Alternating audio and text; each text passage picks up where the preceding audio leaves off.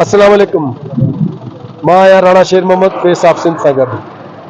दोस्तो असांजो सफ़र बिरिया सिटी खां शुरू थियो, जेको उतरनि इलाइक़नि में असां वञी रहिया हुआसीं।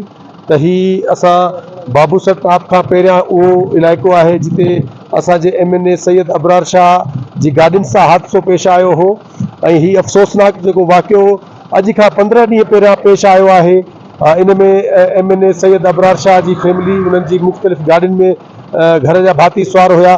त हिते जेके हितां जी मक़ामी ही असांजा दोस्त आहिनि उन्हनि ॿुधायो त ही उहो बदनसीब जाइ आहे जितां हू गाॾी जेका वापसी में ईंदे जेका बाबूसर टॉप खां अचे पई त हिते ब्रेक लॻण जी सूरत में कंहिं बि तरीक़े सां ही हादसो थियो हो।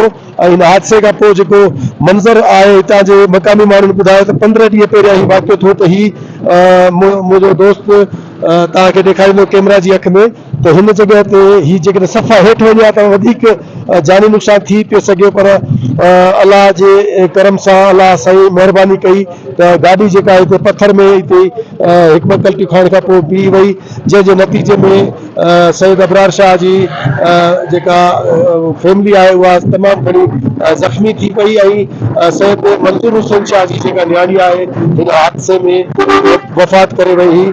त ही अफ़सोसनाक जेको वाक़ियो आहे अॼु खां 15 ॾींहं पहिरियां 10 जुलाई 2024 ते पेश आयो आहे। ऐं ही तव्हां जेकॾहिं पोइते ॾिसंदो त ही जेका बाबूसर टॉप अञा 4 खां 5 किलोमीटर अञा अॻिते आहे। ऐं ही हेठां ई वारो जेको इलाइक़ो आहे इहो असां हितां हींअर अचूं पिया, अञा बाबूसर ॾांहुं वञी रहिया आहियूं। उहा फैमिली जेका आहे उहा बाबूसर टॉप तां वापसी मोटी रही, जंहिं खां पोइ ही हादसो पेश आयो हो। असां समूरा दुआ था कयूं त जेके बि ज़ख़्मी आहिनि उन्हनि खे अलाह साईं जल्द खां जल्द सेहतमंद उन्हनि खे करे। ऐं जेको ही हादसो थियो आहे इन हादसे जी जेको ॾुख आहे उहो फैमिलीअ खे बर्दाश्त करण जी अलाह साईं तौफ़ीक़ ॾे।